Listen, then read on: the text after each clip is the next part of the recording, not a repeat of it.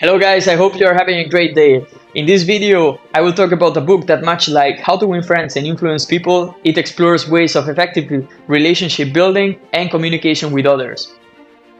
This book is called Motivational Interviewing. I have it right here. And it teaches you how empathy is a fundamental compass in how to influence other people and make a positive impact in them. I will go more into detail in a second about this book, but what I want to highlight is basically that this book felt to me as a kind of second volume of How to Win Friends and Influence People. And why? Because it teaches you basic tools of empathy, of how to use empathy, to win people over and make them understand your own point of view in order to bring positive change in these people, being these patients or clients. And guys, this is so brutal because it's such a simple concept, empathy, but so much unappreciated by many because we are so immersed in our daily routine that we tend to not listen properly and actively to the other person. So if you manage to unlock this and to get to hear the other person, you will not only bring more value to the other person and help them, which I guess is the ultimate goal of people who are seeking personal growth, but also help you because maybe you are able to in the future extract some value. I'm not saying a crazy concept, but thanks to reading this book, I got to understand some concepts of how to actively listen and how to actively contribute to somebody else's life, being this a patient as I mentioned, or being this a client. Okay, the book is divided in two sections. The first section that goes more about the four main pillars of the book, being this evoking, planning, focusing, and mainly engagement or engaging. And the second section that is more of a deep dive into each one of these pillars. As for myself, I will only go through the main pillars of the book that are related in the first section, whereas the second part I think is something that is more up to you and read the book if you like what I'm mentioning in this video.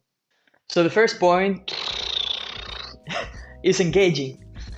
And of course it's engaging, and this is not just being friendly, warm, and having interest for the other, which of course also is, but it's also building a trusting relationship between the other and you. And how do you build this trusting relationship?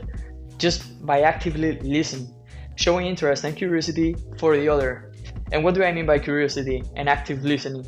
Active listening is an attitude of curiosity, always asking yourself what the other is feeling and thinking, and understanding it from their point of view. And this is crucial because it's easy to listen to somebody and thinking it from our own perspective, but putting yourself in the place of the other and thinking from their own perspective is more difficult. And M&I teaches you a really effective method of doing so, which is mirroring. Mirroring is a really interesting concept. I will share a scheme here of what they mention in the book, but it says that the message from the moment it is being thought by the sender to the moment it is received and interpreted by the receiver, it loses accuracy during this whole process. It's the job of the receiver or the listener to interpret this message as accurate as possible as what the sender is trying to say. And for that, M&I uses a really special technique, which is using complex and empathic reflections. It's just making guesses about what the other is experiencing. So let's give an example.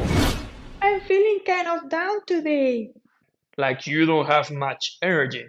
Yes, like life has been drained out of me. And you are not sure what's going on. Yes, I'm thinking about something that Marta shared with me last night. You see, you keep on pulling new information with these complex empathic reflections. And believe me, it is not the same just saying normal statements, normal phrases, as using questions for it. Let's see an example. Oh, so you are angry with your mother? Or, so you are angry with your mother. Or another example, you don't see anything wrong with what you did? Or, you don't see anything wrong with what you did. It is as if you are doubting whether the other person should feel that way or should have acted that way. And that makes the other person being in a much more defensive way. And it's not convenient for us because if we want to make positive change in the other person, it's better that they are on our side instead of making it a conflict where we are distancing each other. If you are wrong in your assumption, they will just let you know, and oftentimes they will contribute with further information, thus allowing you to get closer to their actual meaning and allowing you also to further engage with them and building this trusting relationship that we are talking about. And just by using empathy and seeing things from their own point of view, you see how powerful this is? This is a great tool that you should definitely use in your life and implement not only with clients and patients, but with people in general, with anybody that you love and appreciate, or with anybody, because we can build new relationships, of course. Second pillar of the book is focusing, which is determining our clients or patients' end goal. And here we have the straightforward goal where our patient already reveals that they, for example, want to get a driver license, or maybe they want to get a loan. And here is more important, determining why do they want a loan, what is the purpose of the loan, which type of loan, or have they ever had a driver's license before.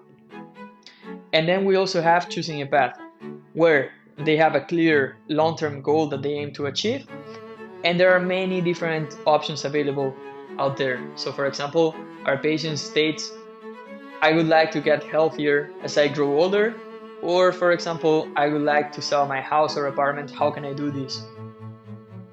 So here it's really useful to work with the bubble sheet, where we are showing to our client what are the different options available for the patients, or how we can help the client in our case if we are offering a service.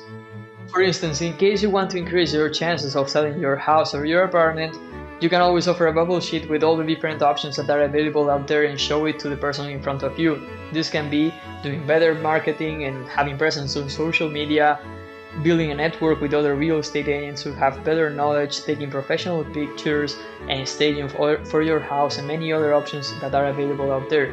And in case the person in front of you is really ambiguous about their goal and where do they want to be in setting an amount of time yourself, then we have to further engage to better clarify and know where our focus should lay, which is the first pillar and one of the most important of the book. And once we know this, then we can perfectly narrow down from there and offer this bubble sheet, as I have said, and know what works better for the person in front of us by giving these options. The third point in the M&A book is evoking, and they define it here as literally bringing forward what is already present. So it's not a manipulative action where we try to incentivize somebody via motivation to bring positive change in their lives, but it's rather inviting them to bring the reasons for change that they already have present intrinsically inside themselves. So we have to keep our ears wide open to identify and spot immediately the change language that they are using in their vocabulary. And this can be, for example, language of desire, which is that they are expressing desire for changing their lifestyle or changing some situation that they are living currently. For example, I will put you 4 different examples, which are: I would love to lose some weight, I wish I lose some weight, and I want to lose some weight. In all 3, the person expresses desire for change, but it's only in the last one that is actually more inclined to bring up this change in their life. Secondly, we have ability. And what do I mean this is that when the person expresses the amount of confidence that they have in bringing this change within their life, and this can be, for example, can, could, possibly, any kind of language that indicates that the person's ability and confidence level to bring this change in their life is something that we also have to be attentive for. And thirdly, need, which emphasizes emergency for change. This can be, for example, I need to walk more outside, I have to read more often, I gotta lose some weight. All this expresses some urgency for change. So how does the evoking task work as defined by M&I? We have to identify and strengthen the change talk that is already present in the person in front of us by evoking and making the person in front of us voice the reasons for positive change that they already have implicit in their lives. How do we do this? By using open questions in our communication that incorporate both desire language and need language or ability language. This can be, for example, as desire, why do you want to lose weight? And as a need example, how important is it for you? Right after asking this type of questions, the person in front of you will start voicing out some reasons for positive change. It's obvious. If you ask for reasons to bring a positive change, the person in front of you is going to answer accordingly. But on the flip side, this can be used to bring some more sustained talk. What do I mean by sustained talk? Is by talk that our client or our patient voices out that makes them want to stay in the same situation. This can be done if we phrase our question incorrectly or in a bad manner. For example, if we ask, what makes you want to keep on smoking daily? Then obviously the person in front of us is gonna start answering by saying reasons that make the person think and considering their current situation and why do they want to remain there. And this is not positive. Why is it not positive? Because the voice that we believe the most and that we recognize as the most important for most people is our own opinion. And if we hear ourselves stating reasons for staying in the same situation, we are most likely going to remain in this situation. So change doesn't come imposed from outside, but rather evoked from outside. What I mean by this is that if we make the person bring up positive reasons for change, the person is gonna listen to themselves, and they are probably gonna make some kind of change in the way that adapts the best to themselves. And the fourth and most important pillar, as I said, is planning, which means that we not only need to know the desired outcome that the client or the person in front of us is expecting from us, but also there's a sequence of steps that are needed to achieve that desired outcome or that end goal. And that means that we'll also take into consideration, just as in the other pillars, the input from the person in front of us, but also that we'll use the skills mentioned in the tasks related before, being this engaging, focusing, and evoking. The principle I like the most is called test the water, which is having a bouquet summary of change talk, relating this and communicating this to the person in front of us. And once we have finished saying the change talk that has been evoked during our conversation, we end up with a question that states something like, what are you considering at this point? What do you think you will do? What could be a logical next step? Note that we are not imposing anything on them, any kind of change. We are not motivating, we are not trying to persuade them. We are just considering their opinion as valid as ours, because this is 50% their expertise about themselves, because we fully acknowledge their expertise, and our own expertise as people who might have some know-how in some particular field.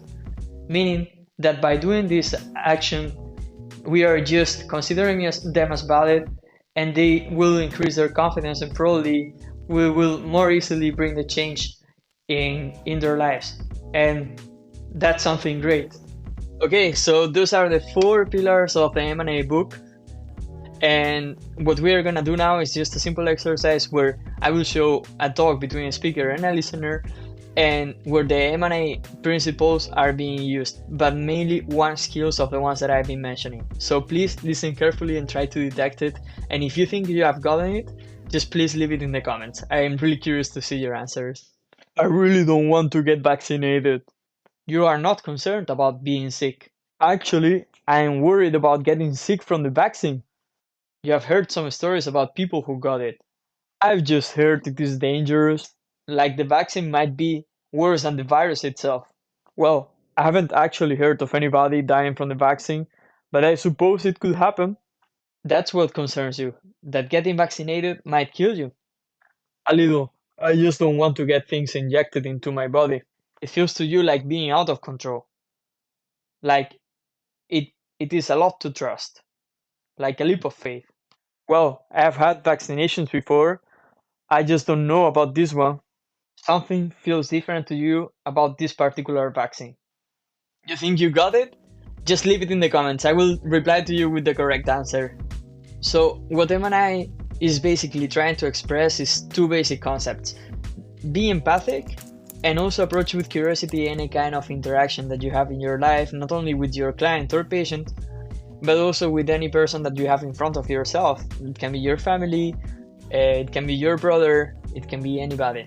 And also, it kind of hacks your approach to life, and also the way you approach people, taking any kind of interaction from a love perspective and from a perspective of let's make the best out of it and let's try to help the person in front of us with our language. And that's also a really important and crucial point, and is that you have to be mindful of the language that you use when communicating with anybody, because it can cause a really big impact in the person in front of us.